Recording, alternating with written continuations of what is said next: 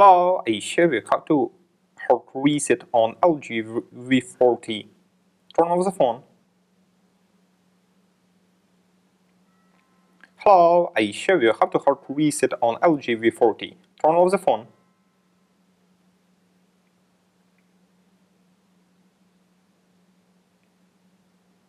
Next, press and hold the power button and volume down key for a few seconds. Release and press again the power key when the LG logo appears. Now use volume key and power button to select yes and then choose yes. Your device will now restart. Successfully, the hard reset is completed now. Subscribe to our YouTube channel and rate the video.